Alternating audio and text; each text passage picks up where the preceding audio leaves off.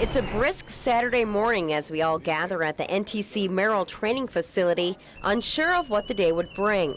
The seriousness of what was to come became clearer as we were asked to fill out health forms and had our blood pressure checked to make sure we were healthy enough to take part in the Fire Ops 101 training. Then it was time to get suited up.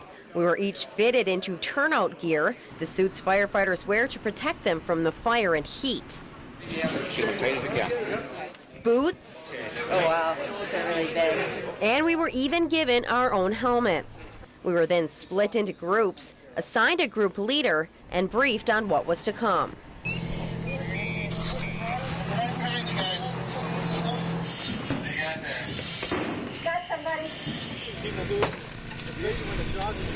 Crews from Merrill Fire and EMS gave us a demonstration of the steps they must go through when arriving on an emergency medical call. Look, listen, and feel for a pulse, check for any breathing.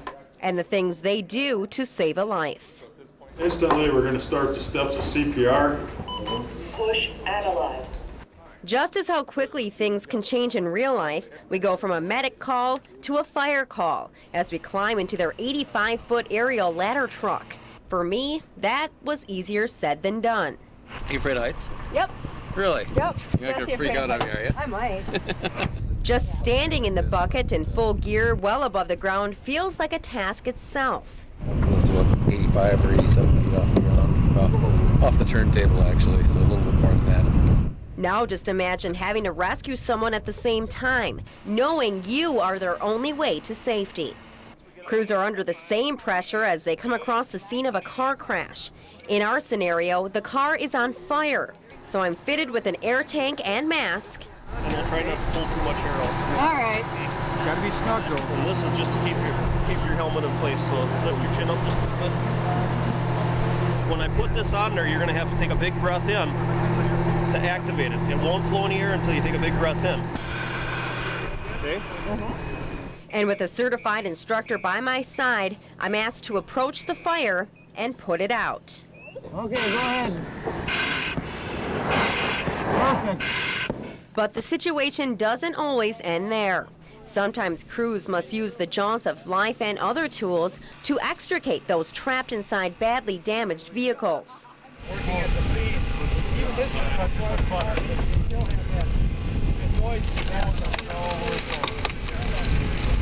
Understanding that every second counts when a life is on the line. Once it's hooked up, you take that first breath, you'll feel it. If you're inside and something goes wrong, turn that button on, you're going to get constant airflow. Okay. Take a breath. Feel that? Yep. Okay, now you're good.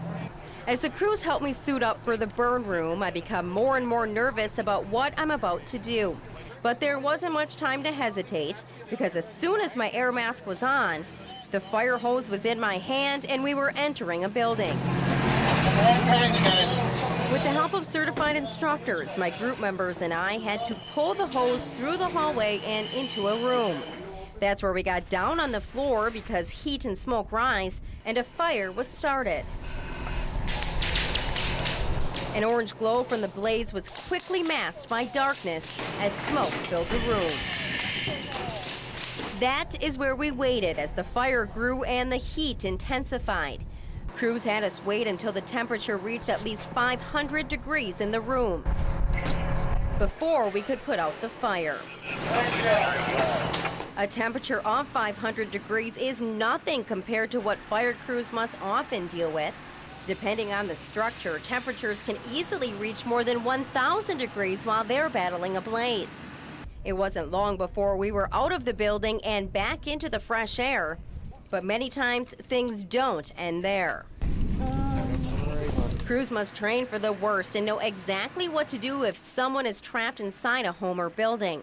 That's why it was so important we take part in search and rescue training. Again, we put on our air masks and tanks and waited for our turn to enter the home. When it was time, I turned on a small camera I had attached to my fire gear, and an instructor led me inside. As the door closed, everything went black because of the heavy smoke. My only guidance now was by following the firefighter's voice and a small flashlight on his helmet.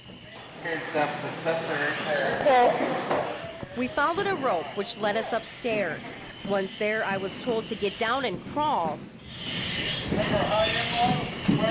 keeping one hand out to search as I made my way through the home.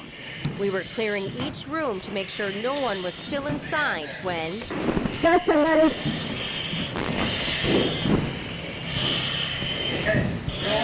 So what shall I do now? Get him off the car. Get him off the car. We have to get him outside. Through the thick smoke and with the help of another person in my group, we pulled the person, which in this case was replaced with a 75-pound dummy, out of the room, which took all of the strength I had. From there, the firefighters said they would get them to safety. And after finding who we were looking for, we could head back outside.